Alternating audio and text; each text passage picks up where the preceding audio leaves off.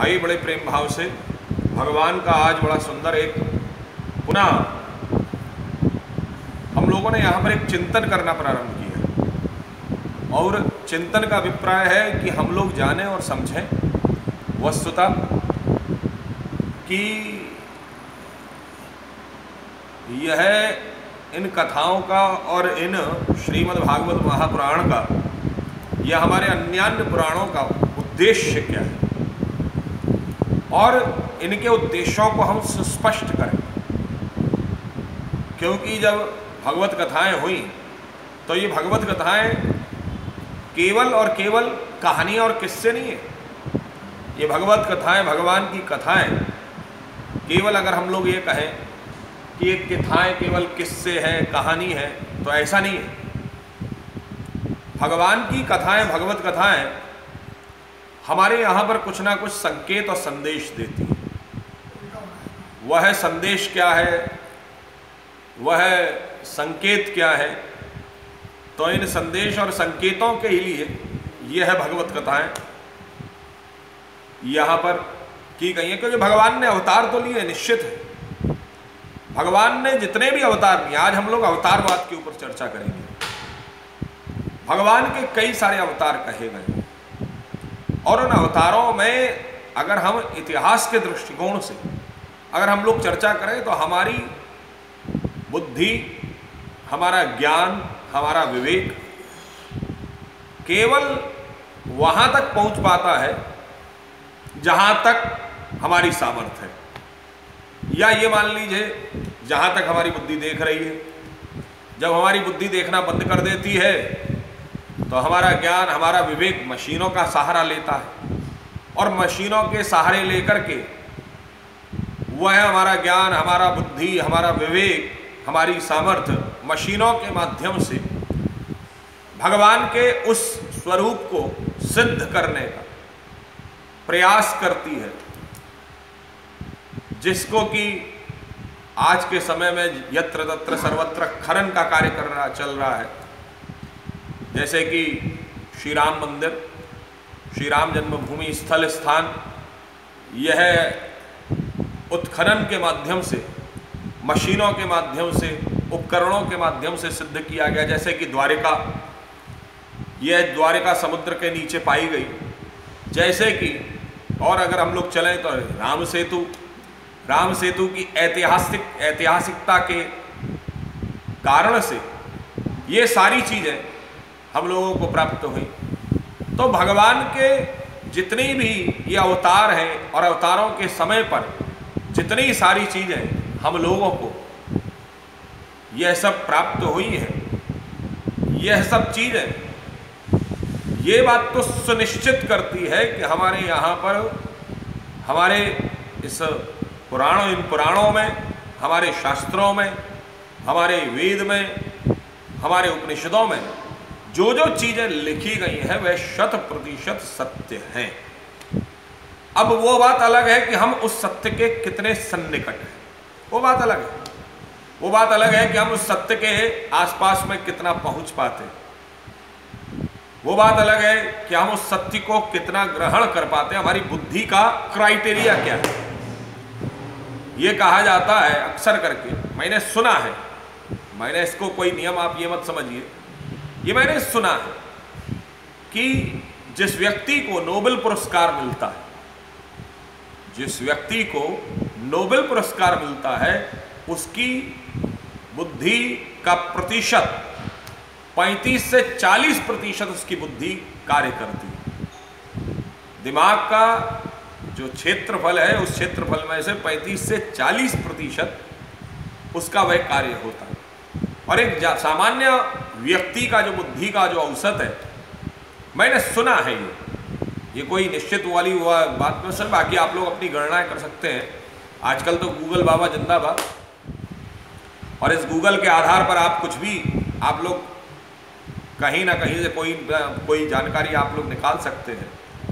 तो मैंने ये सुना है, तो सुनने के आधार पर जो एक सामान्य व्यक्ति है, वो सामान्य व्यक्ति की जो बुद्धि है वह केवल से केवल 5 से 10% कार्य करती है। इसका प्रमाण भी आप ले लीजिए। और इसका प्रमाण अगर हम लोग लें तो आप जरा विचार करिए कि आप थोड़ा सा ध्यान रखिए कि परसों, मैं एक प्रमाण के लिए मैं आपको पूछ रहा हूं कि परसों शाम को 4 बजे आप क्या कर रहे थे? परसों शाम को 4 बजे आप क्या कर रहे थे? ये थोड़ा सा आप दिमाग लगाइए। और जब आप ऐसा दिमाग लगाएंगे कि परसों आप 4, तो आपको अपनी बुद्धि का प्रयोग करना पड़ेगा। आपको अपनी बुद्धि का प्रयोग करना पड़ेगा, हमको सोचना पड़ेगा। हमारी बुद्धि इतनी तीव्र नहीं है, इतनी तेज नहीं है कि हम उसको जो है ग्रहण कर पाए। तो सबसे प्रमुख बात कि हमारी बुद्धि का प्रतिशत कितना कार्य कर रहा है, हमारा लेवल कितना है हमारे दिमाग का। तो एक जो नोबेल पुरस्कृत व्यक्ति है, उस व्यक्ति की बुद्धि का क्राइटेरिया, लेवल या क्षमता 35 से 40% कार्य कर रही है, और एक जन सामान्य व्यक्ति की 8 से 10, 15%, ज़्यादा नहीं, 15 भी मैं बहुत ज़्यादा कह रहा हूँ, नहीं तो 8 से 10% व्यक्ति का ये बुद्धि। बाकी का तो आजकल के समय में ये व्हाट्सएप वगैरह जो आ गया है, इस व्हाट्सएप वगैरह ने, हमारी फेसबुक ने और हमारी इस बुद्धि का क्राइटेरिया कम कर दिया है। आप फेसबुक पे ही रहे? जी महाराज जी,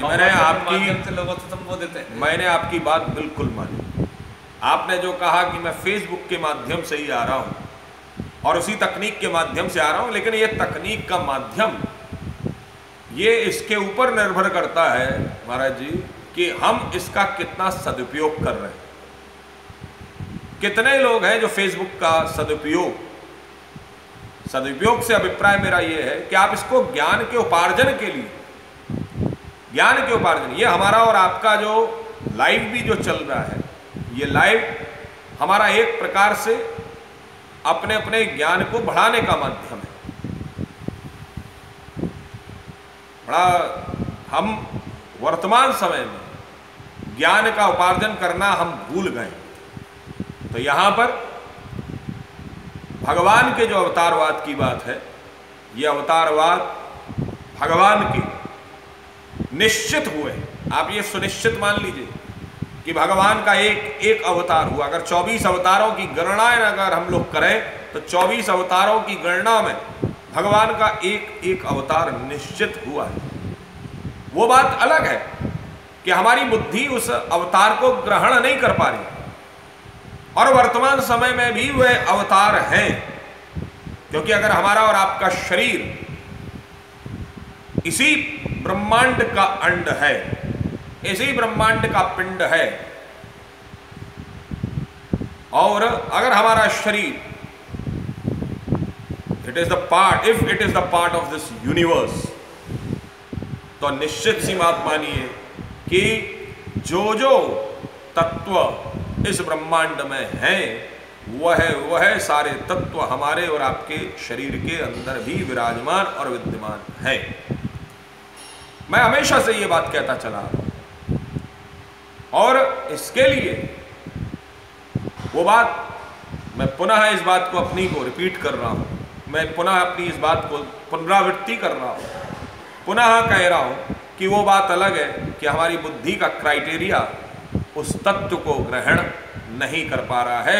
इसलिए हम लोग ये मान लेते हैं कि जो है ये सब मिथ्या है, कपोल है, कल्पित है, कोरी कोरी केवल किस्से कहानियां हैं। नहीं साहब, ये किस्से कहानियां नहीं है, अपितु यह जितने भी अवतारों की बात या भगवान से संबंध 100% अक्षरशः जो जो चीजें हमारे यहाँ पर पुराणों में, हमारे यहाँ पर कथाओं में, हमारे यहाँ पर जो जो चीजें लिखी गई हैं, यह सब 100% सत्य है। वो बात अलग है कि हम उस सत्य के सन्निकट कितने हैं, ये हमको नहीं मालूम।